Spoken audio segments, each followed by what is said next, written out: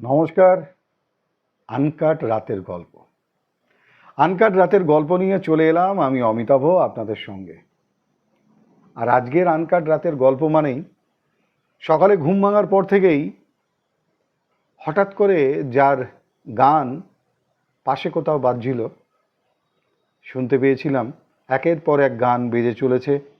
হয়তো কেউ FM চালাচ্ছিলেন বা হয়তো বা কেউ MP3 প্লেয়ার।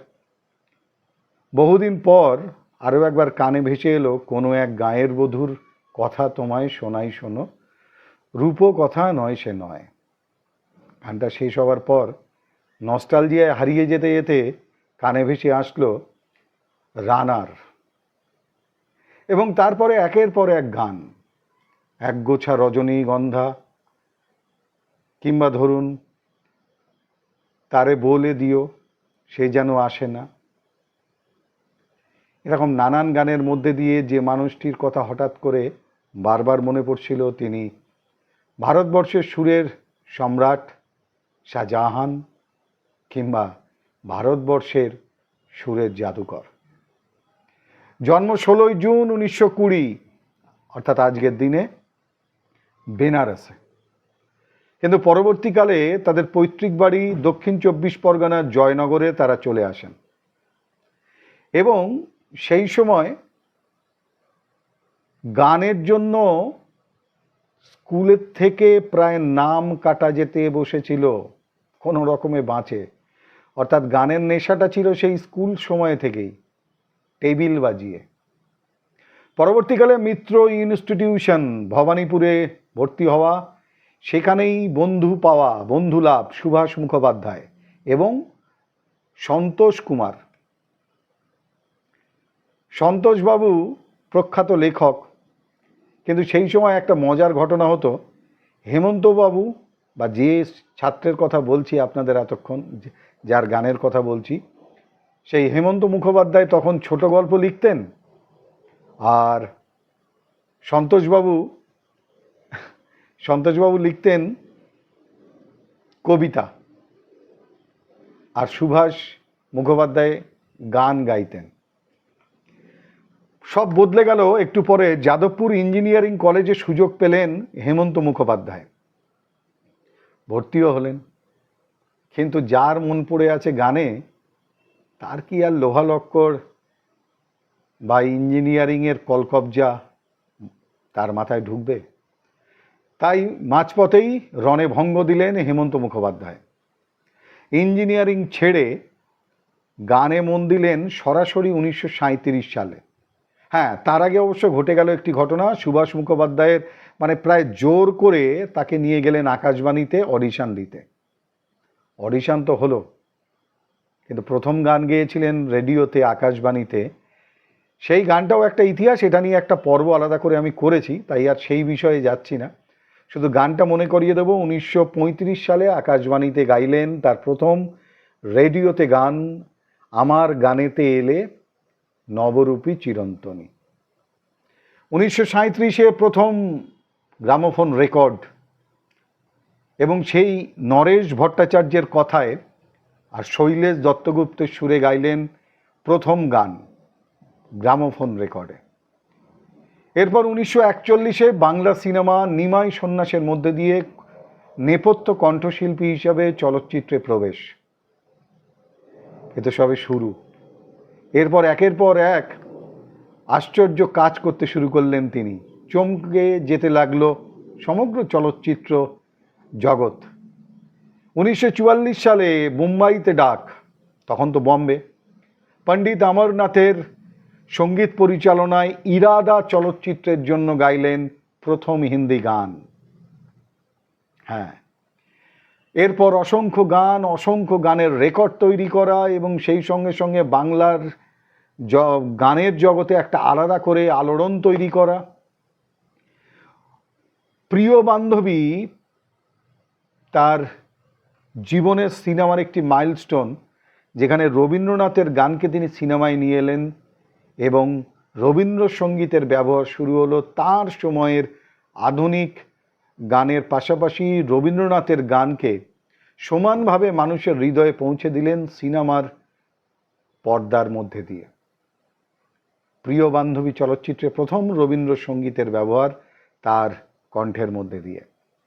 1947 সাল তার প্রথম সঙ্গীত পরিচালনা বাংলা চলচ্চিত্রে, ছবির নাম অভিযাত্রী। এবং এই 1947 সালেই তৈরি হয়েছিল সলিল চৌধুরী এবং হেমন্তের এই অসাধারণ জুটি। আর সেই জুটির প্রথম জন্ম হয়েছিল সেই বিখ্যাত গান কোনো এক গাঁয়ের বধূ। নস্টালজিয়ায় চলে যাওয়া বাঙালির কাছে আজও সেই সব গান চিরকালের জন্য সোনার মতো দামি।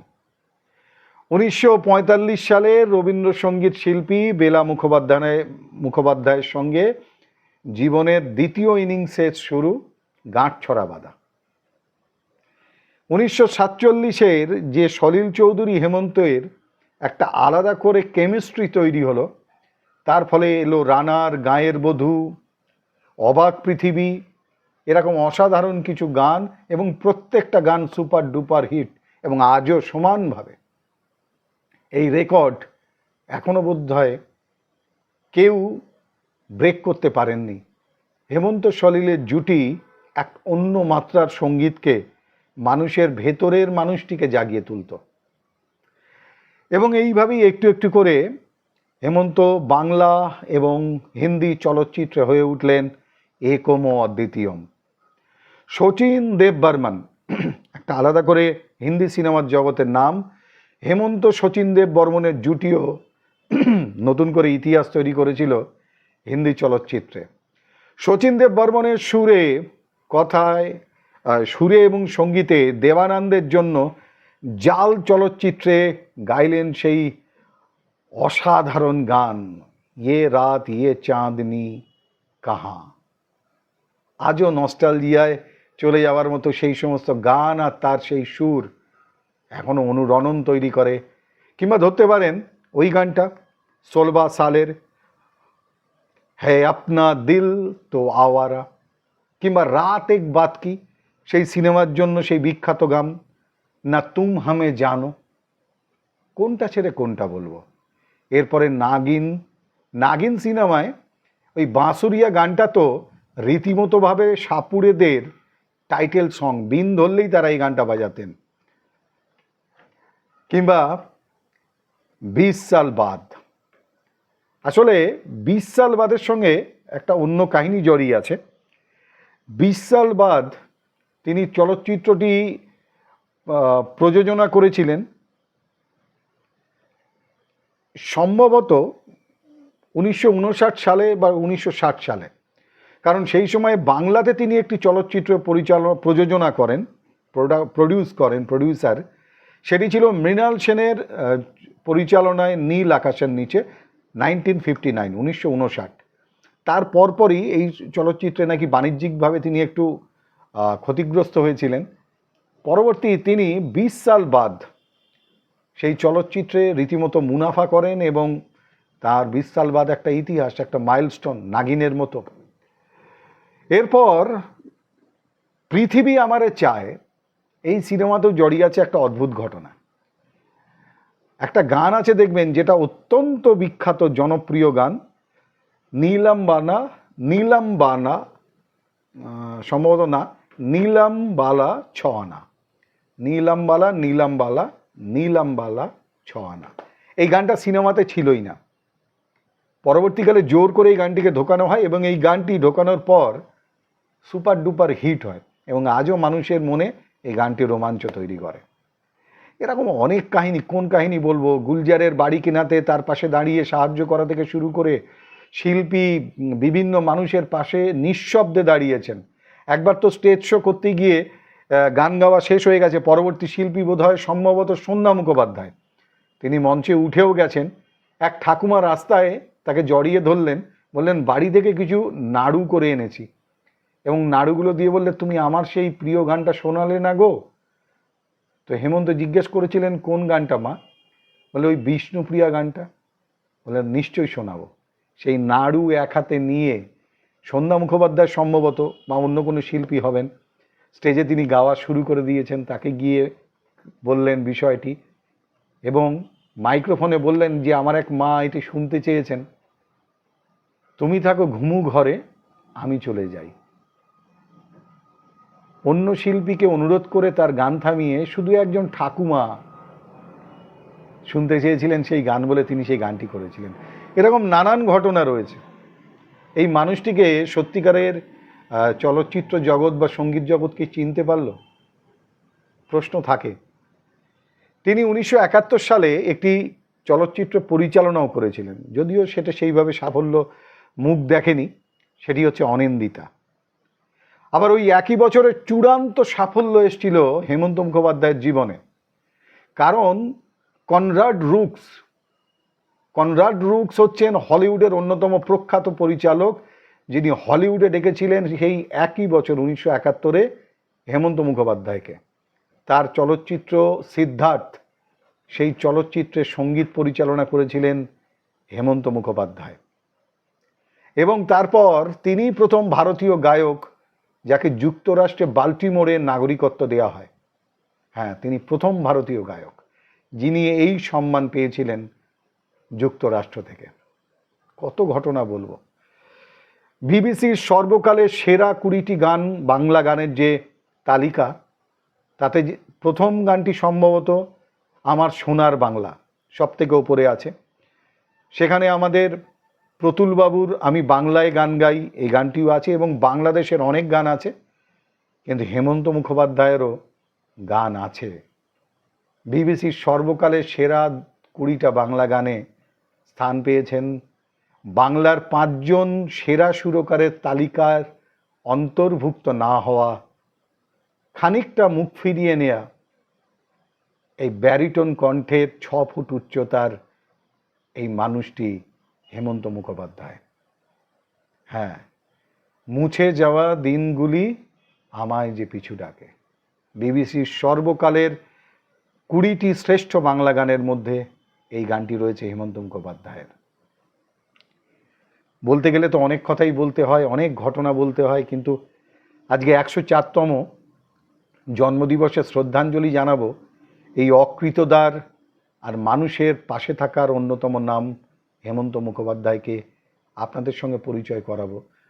কারণ প্রত্যেক মাসে গীতিকার প্রণব রায়ের ছেলে প্রদীপ্তকে দিয়ে তিনি গোটাকুড়ি খামে কিছু নাম ঠিকানা লেখাতেন প্রত্যেক মাসে, এবং সেই খামগুলো প্রদীপ্ত তিনি লিখে হেমন্ত মুখোপাধ্যায়কে দিলে তিনি তাতে চিঠি ভরে প্রতি মাসে নিয়ম করে সেগুলোকে তিনি পোস্ট অফিসে ফেলতেন, ডাক বাক্সে ফেলতেন বা পোস্ট অফিসে ফেলে আসতেন। যে বছর তিনি মারা গেলেন 26শে সেপ্টেম্বর 1989, সে বছরও সেই সেপ্টেম্বর মাসে পরবর্তী মাস অক্টোবরের প্রথমে তিনি খামগুলো ফেলবেন বলে সেই খামগুলোতে নাম ঠিকানাগুলো লেখা শেষ করে পৌঁছেছিলেন প্রদীপ্ত হেমন্ত মুখোপাধ্যায়ের বাড়ি। তখন জানতে পারেন হেমন্ত মুখোপাধ্যায় আর নেই। কিন্তু তার স্ত্রী বেলাদেবী বলেছিলেন, প্রদীপ্ত জানতেন যে তিনি প্রতি মাসে কাউকে কাউকে এই 20 জন মতো মানুষকে তিনি চিঠি পাঠান। আসলে তিনি প্রতি মাসের ওই 20টা পরিবারকে টাকা পাঠাতেন। জীবনের শেষ দিন পর্যন্ত তিনি সেটি করে গেছেন, কিন্তু বেলাদেবী জানতেন না কত টাকা পাঠাতেন। আসলে বলা হয়, ডান হাত দিয়ে যদি মানুষের জন্য কিছু করো তাহলে এমনভাবে করো যেন বাঁ হাত না জানতে পারে। হেমন্ত মুখোপাধ্যায়কে বাঙালি কতটা চিনল বা মূল্যায়ন করলো সেটা তো বিতর্কের বিষয়, কিন্তু তিনি একজন অসাধারণ মানুষ, অসাধারণ হৃদয়ের মানুষ। যতটা উচ্চতা তার ছিল, তার হৃদয়ের উচ্চতা তার থেকে অনেক বেশি ছিল। সেই হেমন্ত মুখোপাধ্যায়কে কি বাঙালি আবিষ্কার করতে পেরেছে? আজকে 104তম জন্মদিবসে তার প্রতি 100 কোটি শ্রদ্ধাঞ্জলি। দর্পণে বাংলা, আনকাট রাতের গল্প এবং আমি অমিতাভ আমার পক্ষ থেকে। শুধু শেষে বলবো, ঈশ্বরের যখন গান গাইতে ইচ্ছে হলো তিনি তখন সৃষ্টি করলেন একজন মানুষকে, তার নাম হেমন্ত মুখোপাধ্যায়। যেখানেই থাকুন স্বরলিপিতে সোনার অক্ষরে লেখা হোক আপনার গান, কারণ আপনিই তো বলেছিলেন আমার গানের স্বরলিপি লেখার হবে।